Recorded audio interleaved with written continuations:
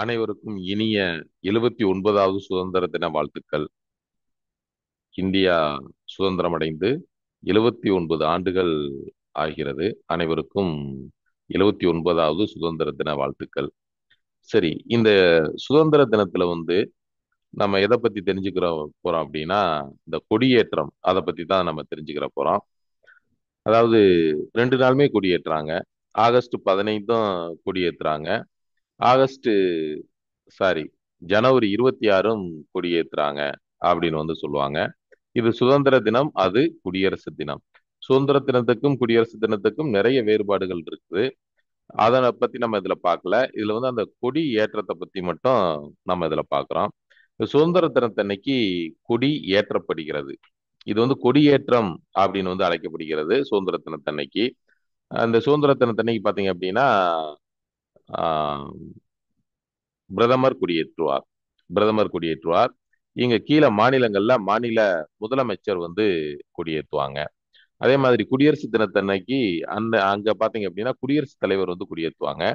இங்க மாநிலத்துல ஆளுநர் கொடியேற்றுவாங்க. சரி, இந்த சுதந்திர தினத்தன்னைக்கு ஆஹ் கொடியானது கொடிக்கம்பத்தின் கீழே கட்டப்பட்டு இருக்கும். அதுல பிரதமர் அல்லது மாநிலத்துல முதலமைச்சர் அந்த கொடி கயிற்றை இழுத்து கொடியை மேலே உயர்த்தி பறக்க விடுவாங்க. அதனால இது கொடி ஏற்றம் அப்படின்னு அழைக்கப்படுகிறது. என்ன காரணம் அப்படின்னா, 1947 ஆகஸ்ட் 15 அன்று இந்தியா சுதந்திரம் பெற்ற போது கொடி ஏற்கனவே மேல இல்ல. அது கீழ இருந்து மேலே ஏற்றப்பட்டது. அதனால அந்த வரலாற்று நிகழ்வை நினைவு கூறக்கூடிய விதமாகத்தான் இன்னைக்கும் இந்த பழக்கமானது இருக்குது. கீழே கொடி கட்டியிருக்கோம், அதை ஏத்தி பறக்க விடுவாங்க. இதான் சுதந்திர தினத்தன்னைக்கு நடைபெறக்கூடிய நிகழ்வு. நம்ம முன்னாடியே சொன்னது மாதிரி டெல்லியில பிரதமர் கொடியேற்றுவார். மாநிலங்கள்ல அந்தந்த மாநில முதலமைச்சர்கள் கொடியேற்றுவாங்க. இந்த குடியரசு தினம் ஜனவரி 26. இன்னைக்கு என்ன அப்படின்னா, கொடி ஏற்றுதல் கிடையாது, கொடி பறக்க விடுதல் அப்படின்னு சொல்லுவாங்க. கொடி பறக்க விடுதல் அப்படின்னு அழைக்கப்படுகிறது. ஆனா நம்ம பொதுவாகவே ஜென்ரலா சுதந்திர தினம் கொடியேற்றோம், குடியரசு தினம் அன்னைக்கு கொடியேற்றோம் அப்படின்னு நம்ம சொல்லுவோம். குடியரசு தினத்தன்னைக்கு கொடியை பறக்க விடுதல் அப்படின்றதான் சரியான கான்செப்ட். என்ன அப்படின்னா, குடியரசு தினத்து அன்னைக்கு கொடியானது கொடிக்கம்பத்துடைய உச்சியில் மடித்து கட்டப்பட்டிருக்கும். குடியரசுத் தலைவர் அந்த கொடியை அவிழ்த்து பறக்க விடுவார். இதுதான் இந்த குடியரசு தினத்தன்னைக்கு நடைபெறக்கூடிய நிகழ்வு. ஜனவரி 26 1950 அன்று இந்தியா ஒரு குடியரசு நாடாக மாறியது. நாட்டின் அரசியலமைப்பு சட்டம் நடைமுறைக்கு வந்த நாளை கொண்டாடக்கூடிய வகையில ஏற்கனவே நிறுவப்பட்ட ஒரு நாட்டின் அடையாளமாக கொடி மேலே கட்டப்பட்டு அது பறக்க விடப்படுகிறது. நம்ம முன்னாடியே சொன்னது மாதிரி டெல்லியில குடியரசுத் தலைவர் கொடியை பறக்க விடுவார். மாநிலங்கள்ல யார் அப்படின்னா ஆளுநர்கள் இந்த கொடியை பறக்க விடுவாங்கங்க. அதுல இருக்கக்கூடிய அந்த தேசிய கொடி இருக்கு பாத்தீங்களா, அந்த தேசிய கொடி பல பரிணாமங்களை அடைந்து இன்னைக்கு இருக்கக்கூடிய கொடியாக வந்திருக்குது. ஏற்கனவே இந்த கொடி இல்ல. 1947 ஜூலை 22 அன்று தான் அரசியலமைப்பு சபையால் ஏற்றுக்கொள்ளப்பட்டது. நிறைய முறை டிஎன்பிஎஸ்சி இந்த எக்ஸாம்ல எல்லாம் கேட்டிருக்காங்க. இந்திய அரசியலமைப்பு சபையால் இந்திய தேசிய கொடி என்னைக்கு ஏற்றுக்கொள்ளப்பட்டது அப்படின்னா 1947 ஜூலை 22 அன்று தான் ஏற்றுக்கொள்ளப்பட்டது. ஆகஸ்ட் 15 1947 அன்று இந்தியா சுதந்திரம் பெற்ற போது இந்த கொடி முதன் முதலாக பறக்க விடப்பட்டது, இப்பொழுது இருக்கக்கூடிய கொடி. அதற்கு முன்னாடி பல பரிணாமங்கள் அடைந்து இந்த கொடியானது வந்திருக்குது. இந்த இந்திய தேசிய கொடி கதர் துணியால் மட்டுமே தயாரிக்கப்பட வேண்டும் என்பது ஒரு விதிங்க. இந்திய தேசிய கொடியானது கதர் துணியால் மட்டுமே தயாரிக்கப்பட வேண்டும் என்பது ஒரு விதி.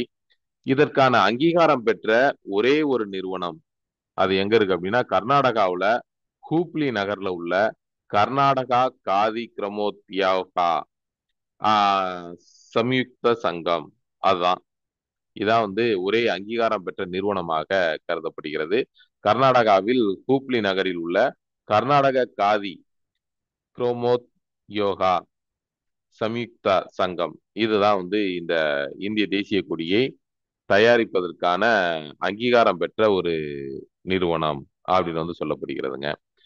நம்ம இன்னைக்கு எல்லாரும் என்ன சொல்லுவோம் அப்படின்னா, மகாத்மா காந்தியடிகளை தேசத்தந்தை ஃபாதர் ஆஃப் நேஷன் அப்படின்னு வந்து நம்ம சொல்லுவோம்.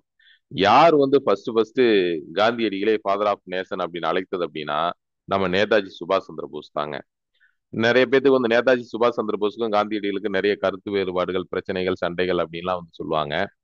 ஒரு சில கருத்து வேறுபாடுகள் இருந்தாலும் எப்பயுமே நேதாஜி வந்து காந்தியடிகளை மதிக்க தவறியதே இல்லை.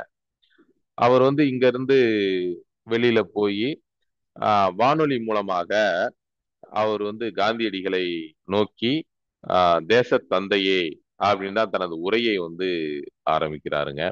அப்ப காந்தியடிகளை வந்து தேச தந்தை என்று அழைத்தவர் யார் அப்படின்னா நம்ம நேதாஜி சுபாஷ் சந்திர போஸுங்க. இந்திய தேசிய ராணுவத்தை வந்து கேப்டன் மோகன் சிங் அமைச்சாலும் அதை வந்து வலிமைப்படுத்தி ஒரு மிகப்பெரிய ஒரு அமைப்பாக வலிமைப்படுத்தி பிரபல்யப்படுத்தியவர் யார் அப்படின்னா நம்ம நேதாஜி சுபாஷ் சந்திர போஸ் தாங்க. ஓகே. இவ காந்தியடிகளே ஃபாதர் ஆஃப் நேஷன் அப்படின்னு அழைத்தவர் வந்து நேதாஜி சுபாஷ் சந்திர போஸ்.